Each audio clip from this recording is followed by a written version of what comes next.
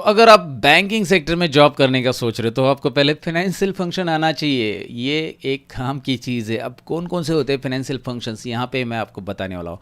हम financial function की मदद से क्या कर सकते हैं, हम ईएमआई कैलकुलेशन कर सकते हैं, हम पीपीएमटी निकाल सकते हैं, आईपीएमटी निकाल सकते हैं, पीएमटी निकाल सकते हैं। पीएमटी का मतलब होता है पेमेंट टर्म्स, यानी कि ईएमआई कैलकुलेशन हम कर सकते हैं, राइट। जो एवरी मंथ इंस्टॉलमेंट आने वाला है, अगर आप कोई लोन लेते हो किसी से, किसी भी फाइनेंशियल इंस्टीट्यूट से, मतलब बैंक से बेसिकली, तो वो पर्टिकुलर इंटरेस्ट रेट के हिसाब से कितना इंटरेस्ट आपका जाएगा, कितना प्रिंसिपल अमाउंट आपका कट होगा, ये सारे कैलकुलेशंस हम यहाँ पे करेंगे।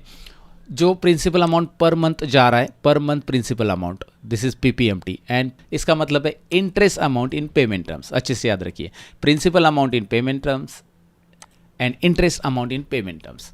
मतलब आप जो ईएमआई भर रहे हो, उस ईएमआई में ये जो 5 लाख रुपए आपने लोन लिया था, ध्यान से सुनिएगा, आपने 5 लाख ले लो, 10 लाख ले लो, आपने लोन लिया है या आपने लोन दिया है, तो आपने जो 5 लाख लोन लिया है, 10 लाख लोन लिया है, उसमें से कुछ ना कुछ अमाउंट कट होते जाएगा। पूरा अमाउंट नहीं जाएगा जो आप ईएमआई भर रहे हो। मतलब आपने ईएमआई 12,000 भरा तो 12,000 के 12,000 इसमें 5 लाख में से माइनस नहीं होंगे, हर में कुछ अमाउंट माइनस होगा। वो कितना होगा वो हमें निकालना, मतलब ये हर एक महीने अलग अलग होगा, राइट। और उसमें इंटरेस्ट भी रहेगा। तो दो अमाउंट रहते हैं ना ईएमआई में, एक इंटरेस्ट भी रहता है, इंटरेस्ट रेट ऑफ इंटरेस्ट, और साथ में एक प्रिंसिपल अमाउंट। तो वो दोनों को हम बाइफरकेट करेंगे। अब इसको डिवाइड क्यों करने की ज़रूरत होती है, मैं आगे बताता हूँ। पहले तो हम निकालते भाई पीएमटी, वो देख लेते हैं, ईएमआई कैलकुलेशन। तो एग्जाम्पल के लिए मैंने लिया यहाँ पे पर्सनल लोन आपने लिया है सपोज, उसका इंटरेस्ट रेट 12% आपको मिल रहा है, लोन अमाउंट 5 लाख और पीरियड 60, क्योंकि पर्सनल लोन लगभग 12 to 16% के आसपास होता है, ये एनुअल इंटरेस्ट रेट रहता है, ये याद रखिए। देखिए ये इंटरेस्ट रेट जो है ना 12% ठीक ठाक है। मतलब आप जो क्या बोलते हैं ना, जो किसे अनसिक्योर्ड लोन लेते हैं उससे, अनसिक्योर्ड लोन जिसे कि जैसे साहूकार वगैरह से लोन लेते हैं बेसिकली, वहाँ पे भी अनसिक्योर्ड नहीं होता है, सिक्योरिटी होता है ओके। जो ज़मींदार रहते हैं वो लोग लोन देते हैं, पहले के लोग होते हैं ना, तो 1%, 2%, 3% ऐसे अलग अलग चार्ज करते हैं। तो वो बहुत खतरनाक लोन रहता है भाई। उसमें हम क्या बोलते हैं ना, हमारा ईएमआई नहीं कटता है वहाँ पे, हमारा बस इंटरेस्ट ही कटता है आप जब पे करते हो मंथली, और बाद में जो प्रिंसिपल अमाउंट है वो देने के देने ही रहते हैं, राइट। तो एग्जांपल ले लो, 5 लाख आपने लिया, 5 लाख 1% पे लिया, तो 5,000 रुपये आपको उनको देना है interest, as a interest 5,000, right. और ये प्रिंसिपल में से कट नहीं हो रहा है, वो इंटरेस्ट ही जा रहा है। तो इसलिए ये लोन थोड़ा सा मतलब अच्छा है, और आपको इसके लिए डॉक्यूमेंटेशन मेंटेन करना चाहिए। पर्सनल ले लो या फिर आप घर के लिए होम लोन ले लो। होम लोन के लिए तो अच्छे खासे डॉक्यूमेंट होने चाहिए, आईटीआर रिटर्न होना चाहिए 3 साल का वगैरह, इसकी नॉलेज रख लो, राइट। आगे चलकर ज़रूरत पड़ती है हर एक को, क्योंकि डायरेक्टली कैश पे घर लेना भाई मिडिल क्लास फैमिली का आजकल बात नहीं बने। मेट्रो सिटीज़ में तो है ही नहीं बेसिकली, Tier 1 सिटीज़ में, Tier 2, 3 में तो थोड़ा बहुत चलो एडजस्ट हो जाता है। बट अगर आप Tier 1 में हो तो भैया आप प्रिपेयर करो अपने आप को पहले लोन के लिए। तो होम लोन के लिए क्या प्रोसीजर होती है, कितने डॉक्यूमेंट्स आपको जमा करने पड़ते हैं, 3 साल का आईटीआर क्यों लगता है, सारी चीज़ों का इन्फॉर्मेशन ले लो। फिलहाल तो ये जानकारी जनहित में जारी कर दी है मैंने। हम जा रहे ईएमआई की तरफ, ये जानकारी आपको होनी चाहिए, इसलिए मैं बता रहा हूँ। क्योंकि लोग मैंने जो गलती की ना वो आपको बता रहा हूँ, क्योंकि मुझे इनके बारे में, मुझे कैलकुलेशंस के बारे में पता था, लेकिन मैंने आईटीआर वगैरह इतने ध्यान नहीं दिया। बोले यार अपने को ज़रूरत नहीं पड़ेगी ऐसा लगता है, लेकिन हम हर किसी को ज़रूरत पड़ती है यार। तो यहाँ पे देखो इज इक्वल टू, मैं यहाँ पे कर रहा हूँ पीएमटी फॉर्मूला। अब मेरे पास इंटरेस्ट रेट है, मेरे पास प्रिंसिपल अमाउंट है, 5 लाख का लोन मुझे लेना है, और कितने पीरियड के लेना है, ये मंथ्स में है। सो ये 60 डेज है। तो यहाँ पे ये जो चीज़ें है ना, ये कहाँ पे देनी है, कैसे पीएमटी जब आप फॉर्मूला लिखोगे तो रेट, एन पर, पीवी, एफवी, टाइप, ऐसे 5 आर्ग्यूमेंट है। तो रेट क्या है, रेट तो आपको पता है ऊपर इंटरेस्ट रेट है। एन पर क्या है, एन नंबर ऑफ पीरियड, मतलब हमारे मंथ्स कितने, ईयर या मंथ्स जो भी है। यहाँ पे हमने ईयर में लिखा है तो मल्टीप्लाई बाय 12 करेंगे, फिलहाल मंथ में लिखा है। फिर पीवी मतलब प्रिंसिपल वैल्यू, और आगे के 2 आर्ग्यूमेंट ऑप्शनल है, नहीं दिए तो भी चलेंगे। एफवी तो हमें इसमें ज़रूरत नहीं, टाइप भी हम दे सकते हैं। तो यहाँ पे पीएमटी क्या होता है पहले अच्छे से समझ लो। यहाँ पे पहले रेट में देता हूँ, रेट डिवाइड बाय 12, ये एनुअल इंटरेस्ट रेट है, इसीलिए रेट को डिवाइड बाय 12 करना ना भूलिए, कॉमा कीजिए। N per, N number of period, दूसरी सेल देखो C4 मैंने सिलेक्ट की है, गुड, कॉमा पीवी यहाँ पे हम देंगे ये वाली वैल्यूज़, एंड आपको आगे की वैल्यूज़ ऑप्शनल है। तो अभी आप एंटर करने के लिए रेडी हो गए, मैं तो रेडी हो गया हूँ, मैंने एंटर किया। लेकिन क्या ये जो ईएमआई आ रहा है ये कैलकुलेशन करेक्ट है, लेकिन ये नेगेटिव में आ रहा है, राइट। ये ईएमआई नेगेटिव में आ रहा है, उसे हम पॉजिटिव में करने के लिए बस यहाँ पे माइनस दे देंगे। राइट तो ये वैल्यूज़ नेगेटिव में आती है हमेशा।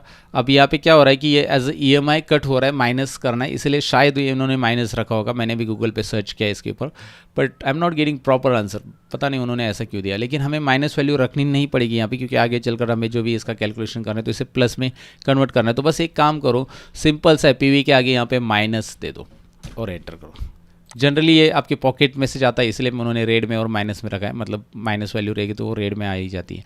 तो यहाँ पे 11,122 EMI आपका लगेगा। देखिए अगर यही लोन 120 मंथ्स के लिए आप लेते हो तो मतलब 10 साल के लिए, तो आपका EMI कम हो रहा है। वाह क्या बात है, EMI कम हो रहा है, लेकिन कुछ गड़बड़ हो जाएगी। राइट मैं आपको बताता हूँ क्या पे। यहाँ पे देखिए 10 साल के लिए लिया, 5 साल के लिए लिया तो ये हो गया। तो अभी जो टोटल अमाउंट आप पे करोगे ना is equal to this multiply by this होता है। राइट आप 60 महीना पे करोगे यही EMI, तो आपका टोटल अमाउंट हो रहा है 6,67,000 मतलब 6,67,000। और अगर मैं इस अमाउंट को माइनस करूंगा इस अमाउंट से जो मैंने ली थी, मैंने लोन लिया था 5 का, मैंने भरा है 6 लाख 5 साल में, तो मैंने इतना इंटरेस्ट भरा है। तो अब अगर आप देखोगे 120 मतलब 10 साल के लिए आप लेते हो तो ये EMI तो कम हो रहा है, लेकिन आपका इंटरेस्ट दुगना जा रहा है। आप अगर इसे 20 साल के लिए लेते हो तो भैया पूछो मत आप कितना इंटरेस्ट दे रहे हो। राइट तो यहाँ पे आप देख सकते हैं 5 आपने लिया था, 13 आपको भरने, क्योंकि आपने 8 लाख इंटरेस्ट, क्योंकि अपना पीरियड भी बहुत बड़ा है तो 8 लाख आपका इंटरेस्ट जाएगा। तो आपने जितना लिया था उससे तो कहीं ज़्यादा आपका इंटरेस्ट यहाँ पे जा रहा है। सो पीरियड बहुत मैटर करता है कि आप कितने शॉर्ट पीरियड के लिए ले रहे हो। आई थिंक सो 18 मंथ्स, आप एक कम से कम पीरियड 18 मंथ्स रहता है लोन का, उससे कम तो नहीं ले सकते क्योंकि उनका भी तो फ़ायदा होना चाहिए। तो ये आप 18 महीने के लिए अगर लेते हो तो आपका होता है यहाँ पे 50,000 रुपये इंटरेस्ट। 5 लाख का 50,000 और एक्स्ट्रा देना पड़ेगा। आपने पैसा यूज़ के लिए लिया है भाई, तो पैसे का पैसा देना पड़ेगा आपको। सो फाइनली आपको EMI कैलकुलेशन तो आइडिया आ चुका होगा फॉर्मूला में। यहाँ पे एक और ऑप्शन मैं बताना चाहूँगा, ऐड करना चाहूँगा, जो कि यहाँ पे FV तो बिल्कुल ज़रूरत नहीं है हमें, कोमा कर दो और एक कोमा कर दो, FV को हटा के हम टाइप में जाते हैं। क्योंकि अगर एक आर्ग्यूमेंट स्किप करना है आपको स्किप कर सकते हैं, वो ऑप्शनल है, तो वो ऑप्शनल है तो मैं इसे स्किप करता हूँ। देखिए यहाँ पे जो ऑप्शनल नहीं उसे स्किप नहीं किया जा सकता, रेट एन पर और PV को, FV को स्किप कर सकते हैं आप, तो मैंने उसे स्किप किया। और यहाँ पे एक और ऑप्शन है 0 end of the period and beginning of the period. Basically ये बाय डिफ़ॉल्ट 0 ही रहता है, एंड ऑफ द पीरियड ही रहता है, 1 नहीं रहता। अगर मैं 1 लेता हूँ बिगिनिंग ऑफ द पीरियड, क्या मतलब क्या होता है इसका, तो यहाँ पे इंटरेस्ट रेट देखिए 1,60,000 आ रहा है, और 1 की जगह अगर मैं इधर 0 करता हूँ तो 1,67,000 आ रहा है। 7,000 रुपये आपके एक्स्ट्रा जा रहे हैं इंटरेस्ट में। तो ये होता क्या बेसिकली ये बाय डिफ़ॉल्ट क्या होता है, 0 ही होता है, यहाँ पे 1 नहीं होता है। तो 1 का मतलब बिगिनिंग ऑफ द पीरियड होता है, लेकिन होता क्या ये 1, बेसिकली आप लोन लेते हो, उसका लोन का पहला हफ्ता जो है ना, आपका जो क्या बोलते हैं ना, लोन पीरियड चालू होने से पहले भर रहे हो। मतलब आज आपने लोन लिया और आज ही आपने पहला हफ्ता भर दिया, बिगिनिंग ऑफ द पीरियड, तो आपका ऑफकोर्स 30 डेज का इंटरेस्ट कम लगेगा, इसलिए वो 7,000 कम हो जाते हैं। राइट और हमेशा लोन में क्या होता है कि आपने आज लोन लिया तो 30 दिन के बाद ही आपको पहला हफ्ता भरना है, ऐसा ही रहता है उनका प्रोसीजर। तो वो एंड ऑफ द पीरियड ही उसे कैलकुलेट करते हैं बाय डिफ़ॉल्ट। और अगर आपको बिगिनिंग चाहिए तो बिगिनिंग तो कोई करता नहीं है, लेकिन आपको बिगिनिंग चाहिए, एक महीने का इंटरेस्ट बचाना है। जैसे आपने 5 लाख लोन लिया, अप्लाई किया था, 5 लाख लोन आ गया, लेकिन आपको बाद में पता चला कि यार ये जो लोन है ना, मुझे इतनी ज़रूरत नहीं पड़ रही, मतलब मेरे पास एक्स्ट्रा अमाउंट है, तो मैं क्या करूँगा, पहला बिगिनिंग ऑफ द पीरियड से लोन चालू करूँगा, 30 डेज पहले ही चालू करूँगा। उनको बोलूँगा कि मुझे बिगिनिंग ऑफ द पीरियड दो, मैं आज से इंटरेस्ट भरने, आज से EMI पहला भर देता हूँ। तो इससे क्या होगा, 30 दिन का आपका इंटरेस्ट बचेगा। बट बेसिकली ऐसा तो मुझे नहीं लगता वो लोग करते होंगे। यहाँ पे कैलकुलेशन में उन्होंने ऑप्शन दिया है कि भाई रखना ही नहीं, ऑप्शनल है ना ये फिलहाल। तो ये आइडिया मैंने आपको दे दिया, चलो ठीक है।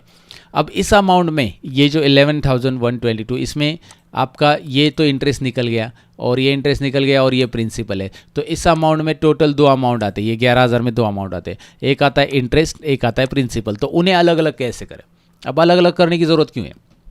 जैसे आप एक लोन ऑफिसर और आपको किसी पर्टिकुलर क्लाइंट ने खाली 30 महीने का ही EMI पे किया है, तो 30 महीने में आपके पास कितना इंटरेस्ट रिसीव हुआ, या 5 दिन का ही EMI भरा है तो 5 दिन में आपके पास कितना इंटरेस्ट रिसीव हुआ, कितना प्रिंसिपल रिसीव हुआ, क्योंकि अलग अलग है ना दोनों।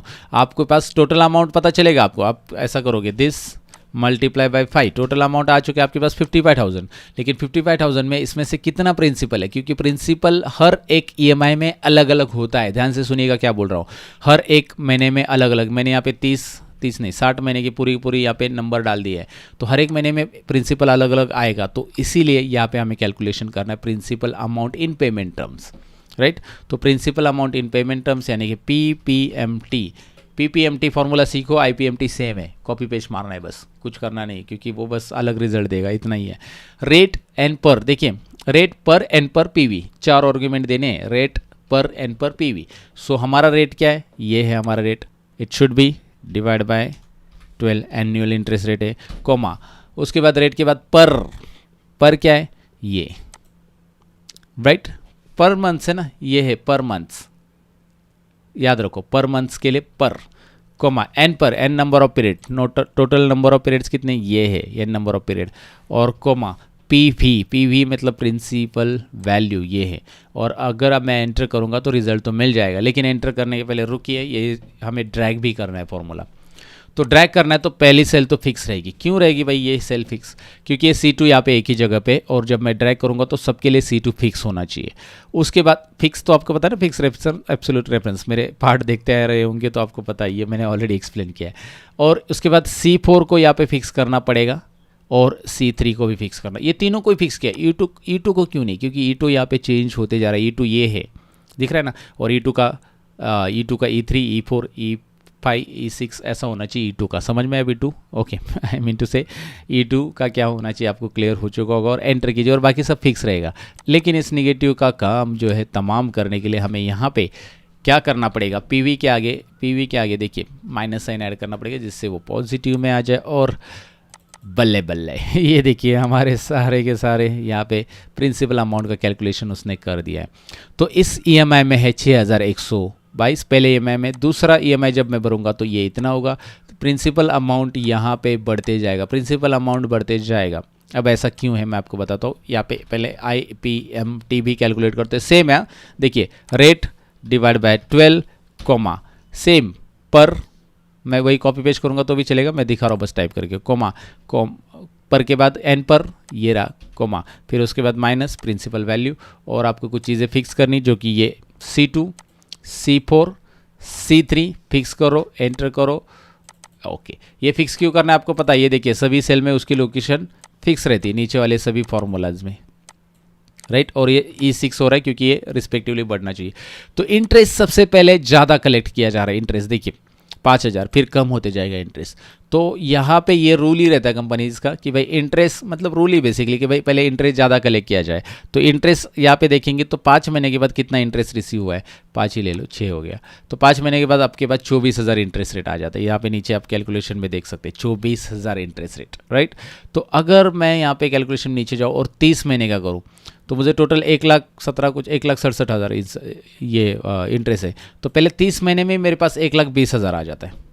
ये देखिए नीचे देखिए सम, पहले 30 महीने का मैं सेलेक्ट कर चुका हूँ और 1,20,000 आ जाता है। या फिर अगर आप आगे देखो, ये देखिए ना इंटरेस्ट रेट कम होते जा रहा है, और लास्ट के महीने में अगर सपोज उसने EMI डूबा भी दिया, मतलब दिया नहीं, तो लास्ट के 5 महीने का या 7-8 महीने का देखिए इंटरेस्ट बस 4,000 बचता है, 1,67,000, मतलब कम इंटरेस्ट रेट हो जाता है, और प्रिंसिपल अमाउंट ज़्यादा बाकी रहता है। तो उसने हाँ इंटरेस्ट तो हमने अच्छे से कमा लिया, लेकिन प्रिंसिपल अमाउंट भी उसे वसूल करना है। तो ये हमारा प्रिंसिपल अमाउंट रह गया लास्ट के महीने में, राइट। प्रिंसिपल अमाउंट बढ़ते जाएगा और दोनों का इंटरेस्ट देखिए, EMI आपको उसको भरना जो है EMI उतना ही भरना है, 11,122, राइट। ये देखिए दोनों की टोटल अगर हम करेंगे so it will be same, देखिए सब जगह पे सेम ही मिलेगी क्योंकि EMI है ना बेसिकली। तो आपको इन दोनों में से अमाउंट, इस अमाउंट को बाइफरगेट किया हमने, इस अमाउंट को यहाँ पे बाइफरगेट किया है, और इनके अगर टोटल निकालेंगे ना, नीचे हम टोटल निकाल लेते, यहाँ पे अल्ट इज इक्वल टू, देखिए फॉर्मूला लगाने के लिए alt is equal to enter, okay. तो यहाँ पे 5 लाख, यहाँ पे 1,67,000, बराबर है ना, सही है ना, सही है भैया। ये देखिए 5 लाख और ये प्रिंसिपल अमाउंट, ये इंटरेस्ट, वही प्रिंसिपल अमाउंट इंटरेस्ट, और यहाँ पे EMI। तो ये कैलकुलेशन तो आपको समझा होगा डेफिनेटली कि भाई कैसे करते हैं कैलकुलेशन, फॉर्मूला कैसे लगाते हैं। एक बार प्रैक्टिस तो करनी पड़ेगी, प्रैक्टिस है तो अब परफेक्ट है। Thank you very much for watching, bye bye guys.